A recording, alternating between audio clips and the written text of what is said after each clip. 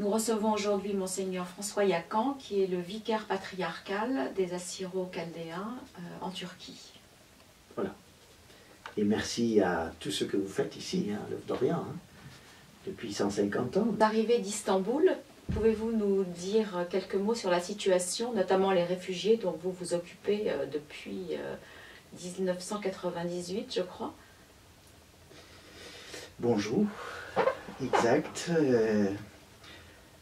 Nous avons créé une association en 2005, une association qui s'appelle Kader, et qui, ça veut dire, Kader, c'est notre destin. Alors c'est le destin des chrétiens d'Orient, c'est un peu ça. Et dans ces statuts, le slogan de cette association, c'était dit, dans ce monde, nous sommes tous des réfugiés. Et ça continue à aider les réfugiés. Et l'année dernière, on avait 16 000 Irakiens qui étaient en Turquie. Cette année, malheureusement, nous avons 201 000 Irakiens en Turquie. Et parmi ces 201 000 Irakiens, il y a donc 42 000 chrétiens aussi qui ont quitté l'Irak et qui sont en Turquie dans l'attente d'une visa d'accueil dans un autre pays.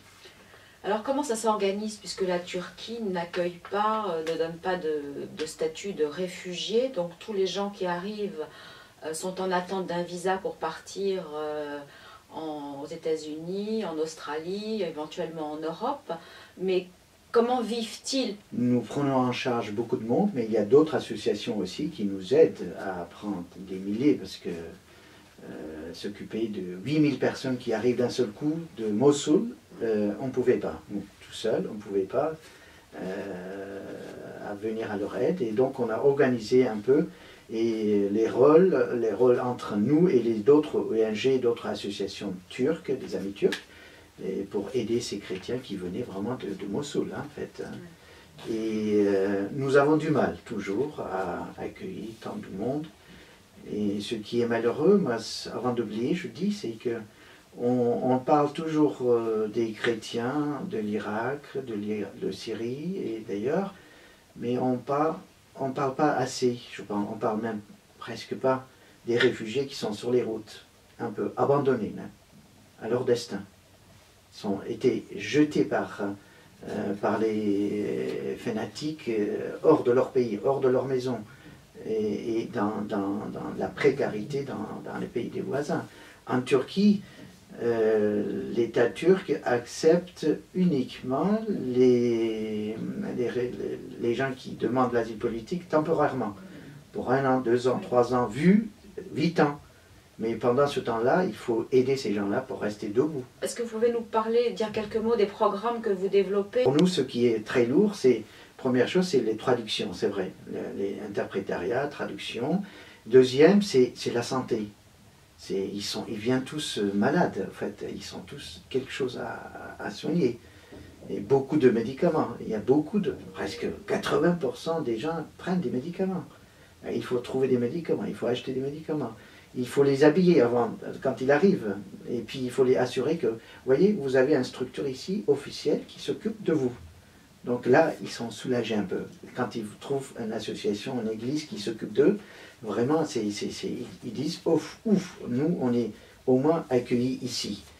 Parce que moi, je vois des gens, il faut le dire, qui viennent de nord de l'Irak, Erbil, etc., qui disent, on n'était pas bien accueillis là-bas. Ni par l'État, ni par l'Église. Alors là, il faut voir qu'est-ce qui s'est passé. Donc, en Turquie, c'est vrai, on ne peut pas accueillir 200 000 personnes. Nous, on essaye d'accueillir les gens vulnérables.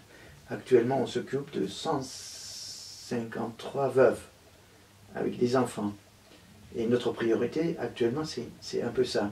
Nous avons besoin d'aider pas mal de réfugiés, des familles réfugiées, et qui n'ont rien, surtout ceux qui viennent de Mossoul.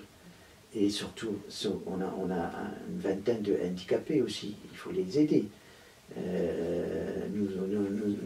L'année dernière, nous avons acheté 9 fauteuils roulants.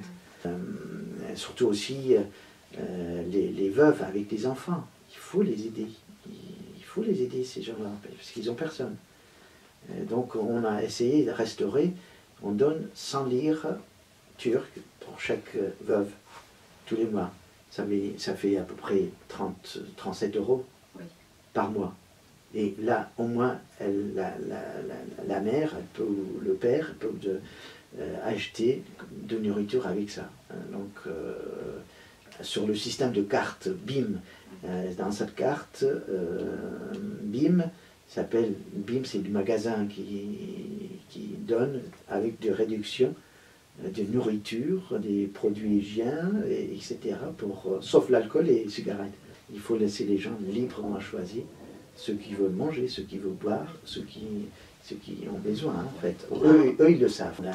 On a depuis presque 2003, moi j'ai instauré un petit programme de catéchisme basé sur l'unité des chrétiens, c'est-à-dire il y a un seul Jésus-Christ. Et ça vient du mot araméen, Mshiha Khalsana.